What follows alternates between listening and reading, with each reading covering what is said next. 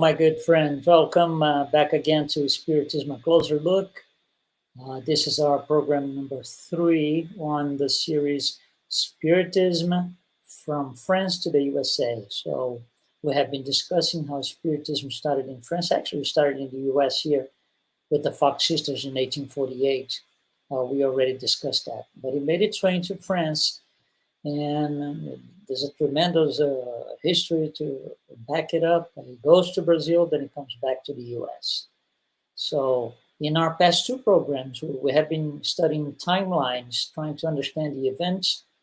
And this is then our 3rd program on this series, Spiritism from France to the USA. Welcome to Kardec Radio and Spiritism, a closer look. I'm Luis Lima. And as always, we are going to start with our Spirit Trivia, which is a question that we post every week, so we can all participate and cast our votes and cast our answers, actually. And it's based on something that we discussed through the meeting, our 30-40 minute meeting every week. So this was the question for the past week. Approximately how many pages are in the Spiritist Review published by Allan Kardec between 1858 and 1869. Just rephrasing this, right? Those were the years where he was alive as Allan Kardec and publishing all this Spiritist work. Beautiful, beautiful 12 years of non-stop work, we can say that.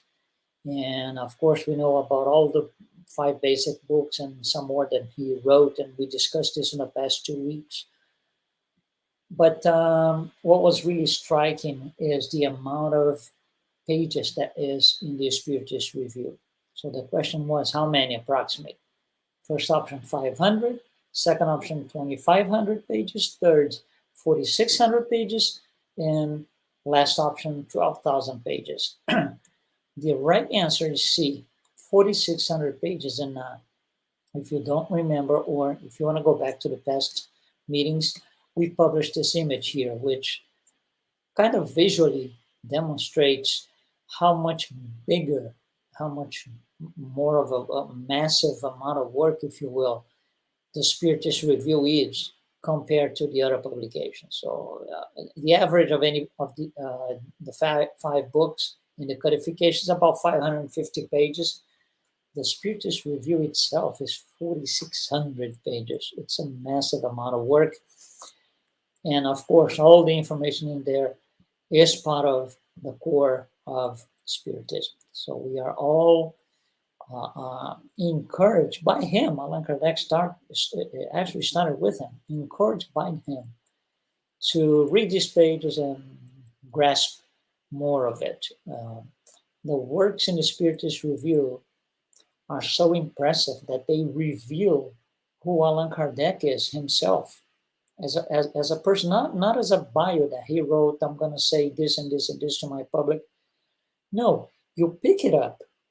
It doesn't say, but you pick up as you go along and reading how he responds to people, how he, the type of arguments that he goes for. It's just incredible. The lucidity on this man, incredible. Anyway. 4,600 pages on the Spiritist Review. So today we are going to pick up from where we stopped last time. This is an image that we showed last time, showing most of what he did in terms of publications. There's only one thing here that's not really a publication, which is in April 1st, 1858, he founded what came to be the first Spiritist center in the world, the Parisian Society for Spiritist Studies. So, and it became very, very active. Every single week they had meetings. They were weekly meetings. And that went through until the day he died. So when he died in March of 1869, 2 things were very, very active. One is the ongoing publication of the Spiritist Review. We discussed this last time, 12 years of never stopping, didn't miss one issue, a lot of interesting things published through the Spiritist Review, and it was a very active thing when he died. The other second very active thing we could say was his participation, not only himself alone, of course, a group of people participating in the weekly meetings of the Spiritist Society. So when he died, things have to be different now on both with the Spiritist Review and with the Spiritist, the Society and the meetings, the mystic meetings. So we're going to pick up from here, from when he died. So we're going to put a timeline here. Let's look at what happened in France first. So first we're going to analyze what happened in France when he died and after his death. So here we go, 1869, March 31st, he dies. 3 months later, on July 3rd, a new group is created. We're going to call this group, that's the name of the group, the Anonymous Society. That's not the full name of the group, but it's a name. It has 12 words in French, so it's very, very long. And it just became so popular. Even in those days, it just became so popular to be called the Anonymous Society. That's how we refer to this thing. But here's the history behind it. The Spiritist Society for Studies, the Spiritist Center, let's make it easier, right? The Spiritist Center was not registered as with the rights to do anything commercial. It was just a study center. That's all. They could not sell books. They could not sell anything, and no financial transactions, no commercial transactions of any form were allowed by nature, because the society was created with a whole different purpose. So all the books that they were selling, the Spiritist magazine, or the Spiritist Review, sorry, they were being sold through another channel, which was, it belonged to the publisher. So the publisher had the rights to publish and sell. And Allan Kardec and the Spiritist Society didn't have anything. When Allan Kardec died, they figured that, especially led by his wife, Amélie Boudet, the group figured out they had to take the rights away from the publisher and have those rights with them so they could manage everything else, financially speaking, sell books, contributions, stuff like that. So that's what they did. Everybody contributed with a little bit of money, and they founded this Anonymous Society on July 3rd, 1869. With the money that they raised from all the people in the society, they were able to buy from the publisher all the rights, publications, and printing sheets and everything. So now that would put them in control. They would have full control on what to print, how to print, when, put another edition of one of the books out. They would have full control. But again, it's a business, right? If you think about it, it doesn't really have to do with the nature of Spiritism in terms of its teachings. It's a business. And because it's a business, money it plays a role. Okay, so just have that in mind. That was just 3 months after Allan Kardec dies.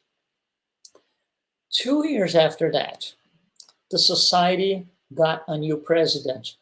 When they founded the society, it had a president, but he resigned a couple of years later, actually a year and a half later, and a new president was elected. His name was Pierre Gaëtan Lemarie, that you see here. Lemarie was one of the mediums in the Spiritist Society. He was one of the mediums in the group. There's a lot of interesting stories about him. So we're going to pick up what is needed for us to get going here today. He was within the closest friends of Allan Kardec and Amélie Boudet, his wife. So when he was elected president, Amélie Boudet, Kardec's widow, she was very happy because he was a well-known person working with them for a year, so many years. So she was very happy and pleased to have him accept the position. So let me tell you a few things about Le Marie that are, to say the least, very interesting. When Napoleon in 1851 had the coup taking place, okay, all those people who had Republican ideas, they were being sought after. They were being persecuted, or at least the government, let's say, wanted to interview them because they didn't like those ideas of those Republicans. Le Marie was one of them. So in 1851, let's put things in context. 1851, there is no Spiritism. Spiritism starts, the first book is 1857. So in 1851, he fled to another place because he was being persecuted due to his Republican views of things, his Republican ideas. Where does he go in 1851? He goes to Brazil. Very interesting. Right? And he stays in Brazil until the persecutors stopped in 1859. So he lived in Brazil for 8 years. So just think about this. When you go to another country under those circumstances, and the country is there for you, let's put it this way, you start feeling at home, comfortable, no need to run, no need to hide yourself. So yeah, it gives you a friendly, I would say, connection there. So he comes back to France, but he had this open connection with Brazil. It was a country who took him in, let's say. So what happens is, in 1859, he comes back, and he goes back into the Spiritist Society as a medium. So that's how he plays this role in the Spiritist Society. The problem is, when he took control of the society, Spiritist, the Anonymous Society, when he became president of the Anonymous Society, he was bringing different ideas into the society.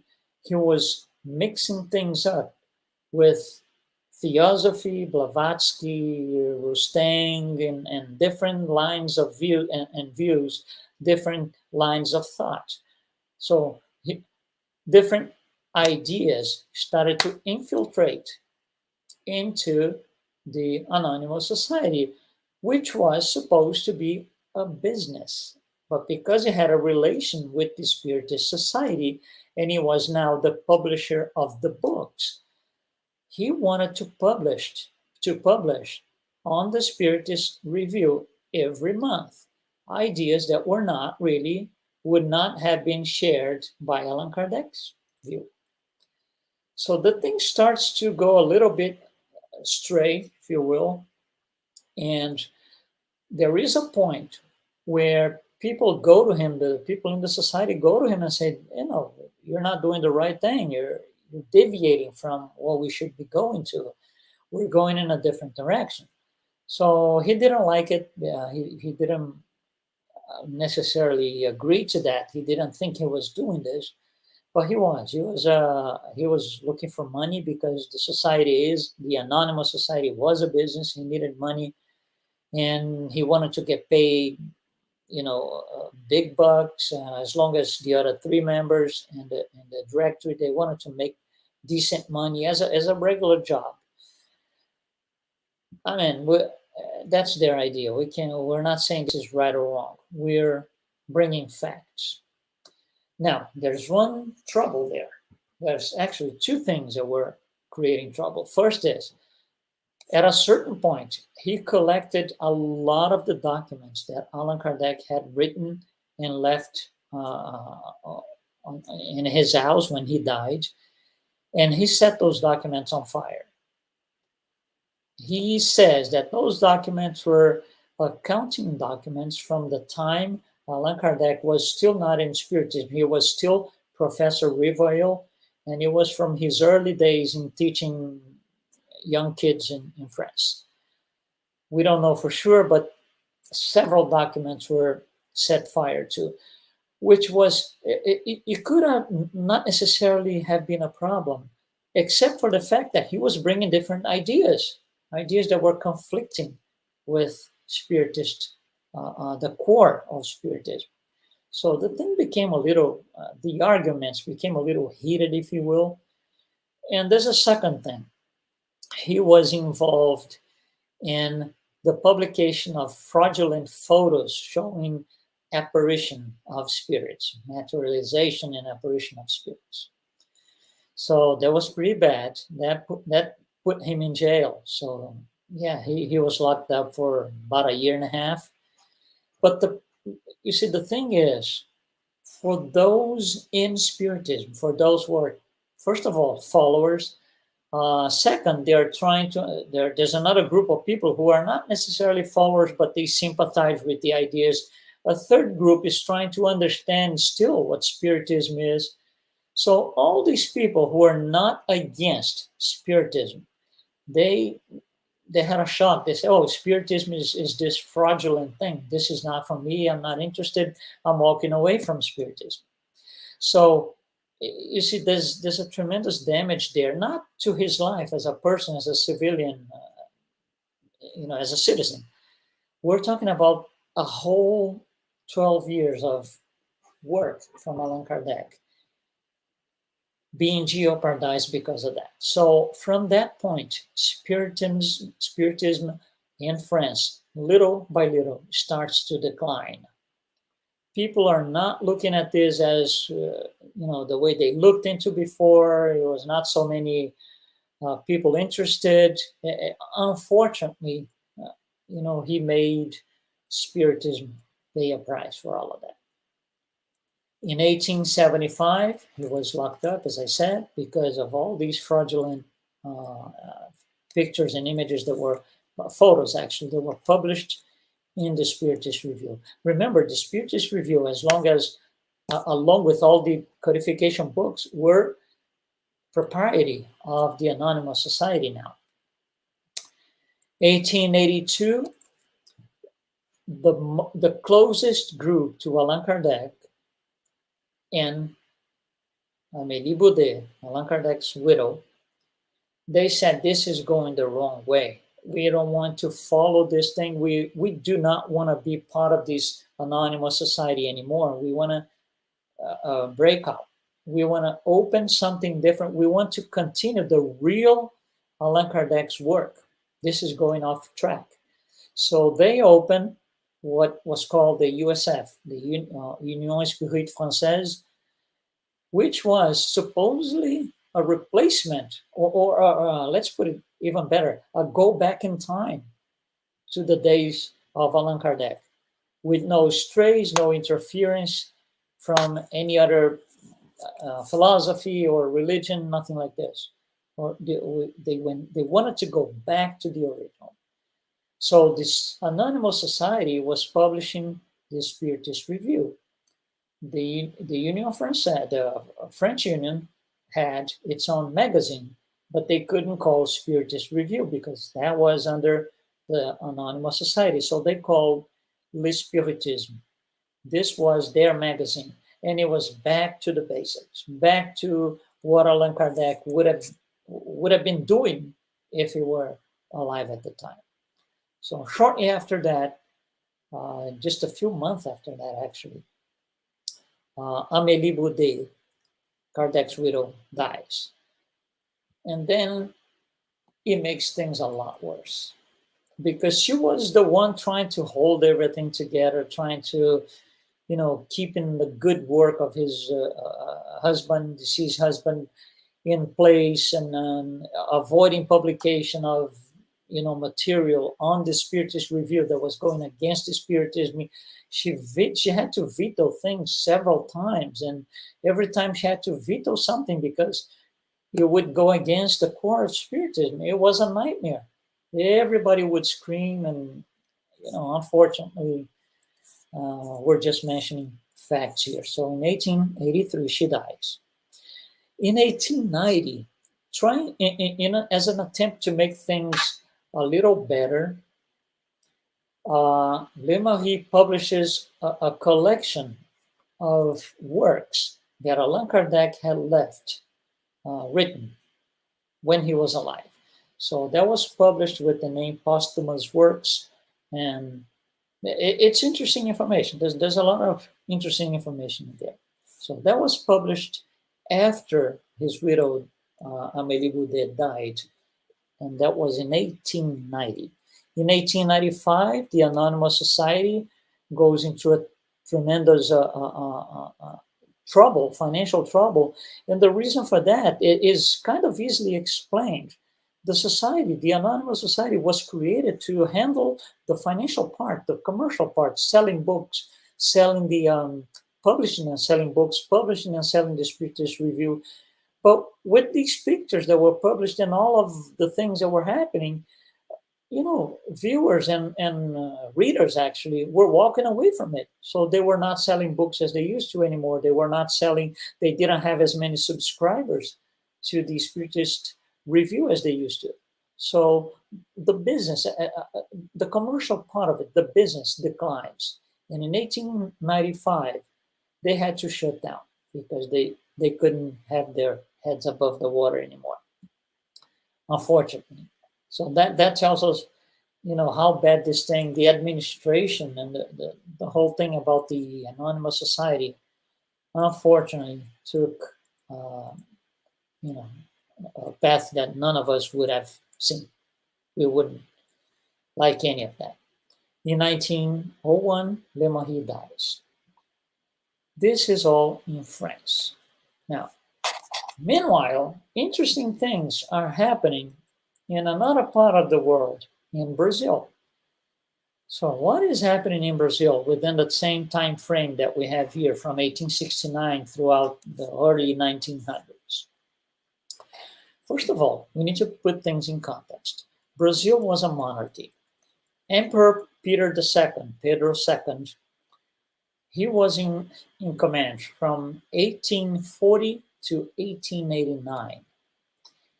And it was one of the best, I would say, or the most productive times in the country. No wars, nothing like this.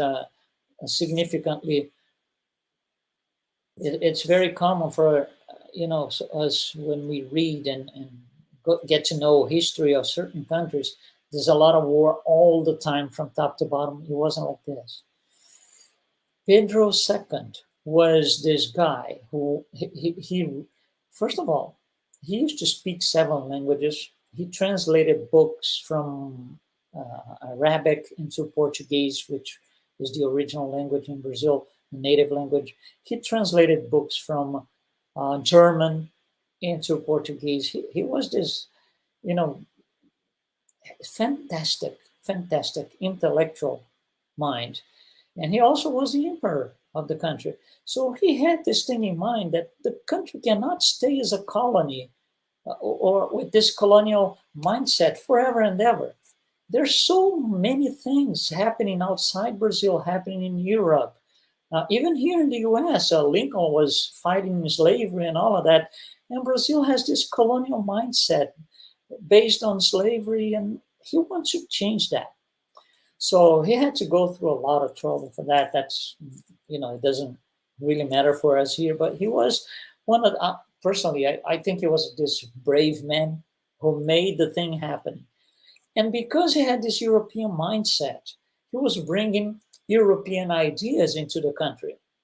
All ideas that includes culture, industrial revolution, which had happened already in England, and it was going throughout Europe. So he brought all those ideas in such a way that Brazil and France became absolutely very, very, very close. Paris and the city of Rio de Janeiro in Brazil, they became so attached to each other. There was, a lot of traveling back and forth. in those days when it was really hard to travel, there's no airplane that puts you there in 8-9 hours. No, it's a month in a ship.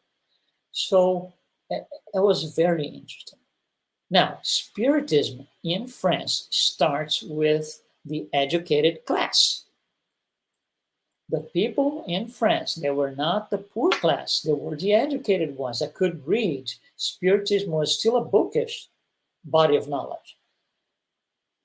And when it comes to with this traveling back and forth from France to Brazil, all this integration between the two countries, what happens is Spiritist books start to get into the country.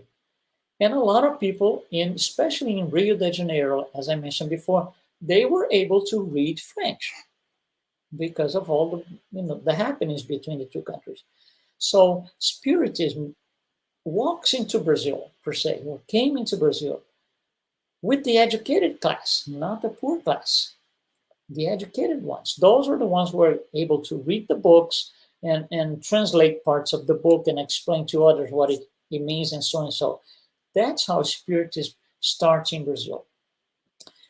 If you put that in perspective, along with the fact that since the early 60s, 1860s, a lot of small groups were small Spiritist groups trying to study Spiritism. They were popping up in different places of the country. So these people now need books. But you see, not everybody, especially outside Rio de Janeiro, within the country and other places, not everybody is able to read French. So we fell into this, we go into this need of having translations. So the translations start with very easily with parts of books. For example, one article here that was published in the Spiritist Review, another in there. 3 or 4 questions from the Spirit's book is not a translation as we know it today, that you get the whole book, you translate the whole thing and publish. No, it's not. So it's parts and pieces, or if you will, kibbles and bits, right? So that's what's happening in Brazil. Then in 1884, we had so many small scattered groups studying Spiritism that we gave it a different shot. The Brazilian Spiritist Federation was founded with the purpose of unifying the whole thing. So everybody could have easier access to everything. Everybody's on the same page. Everybody thinks the same thing, and everybody understand, the work ahead to get this thing going. That was 1884. In 1895, there's an election in the federation. FEB, Brazilian Spiritist Federation, that's what FEB in Portuguese stands for. And one of the great people in the country ever, Dr. Bezerra de Menezes, he gets elected president. He was a doctor.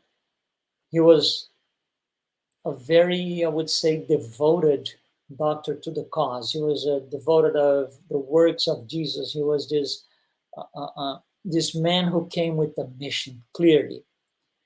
So in 1895, he takes office in the Brazilian Spiritist Federation. Look at the year, 1895. That's the same year that the Anonymous Society bankrupt. With the bankruptcy of the Anonymous Society, what happens to the books? Who's going to publish the books? Who's going to do it? What's going to happen to the Spiritist Review? So Dr. Menezes writes to Le Marie and said, we are in need of having the books down here, but we need to translate these books. How can we go about the rights to translate, publish, and have the rights to the books here in Brazil? The Anonymous Society was done. So Le Marie said, you can have it. Remember, he had this historical connection to Brazil because he was exiled for 8 years in there. So something like this coming from Brazil, I believe, this is my personal opinion, I believe he got touched. So he just gave the rights away. And then Brazil, with the Brazilian Spiritist Federation, took this job seriously. And they said, we are going to organize this. We're going to translate these books and have official channels for distribution of the books throughout the whole country. And the country is huge, as you know. So in March of 1897, the Brazilian Spiritist Federation opens its official bookstore. The books are now translated. They are officially translated, to put it this way, instead of bits and parts here and there. Now we have a full-blown translation of the Spirit's book, of the Gospel according to Spiritism, and so and so and so. Full translation of the articles in the Spiritist Review. So from here on, we see that's more or less, I would say, if I had to make a choice here of when was the cutoff date for Spiritism to stop in France and start in Brazil, I would say it was 1895. It's my personal opinion, because that's when things changed for worse in France and changed for better in Brazil. So from there on, Brazil starts to really put Spiritism in movement, something that was not happening in Europe, that was not happening even in France. So that's, the movement starts, and it's going to become huge, huge, huge, huge. We're going to talk a little bit more about Spiritism in Brazil, with one goal in mind. It's going to make its way into the US. So it's not just Brazil. It's Brazil because we need to understand a few things and see how it got into the US. Just as a note here, in the early 1900s, in 1910, Chico Xavier, the greatest ever Brazilian medium, is born. From 1910 on, not 10 because he was born in 1910, but from the early 30s, 1930s on, everything is going to be different, because we were going to have works, Spiritist works and texts explaining and detailing everything that Allan Kardec either didn't have time for, or we didn't know certain things because science advanced a lot in the right after the Industrial Revolution and in the early 1900s. That's a talk for next week. So for now, we're going to stop here in the year 1910. Well, hopefully you like what we discussed today, all these transitions and all these things happening. And when we look at history now that everything is way in the past, 150, 160 years, it's incredible to see that, things getting in place. The gears are trying to, the gears are just being put in the right place. Okay, my friends, don't forget, weekly.spirittrivia.com. That's where you can go to catch your answer for the question of the week. And I'm going to see you next week. Be well, be safe.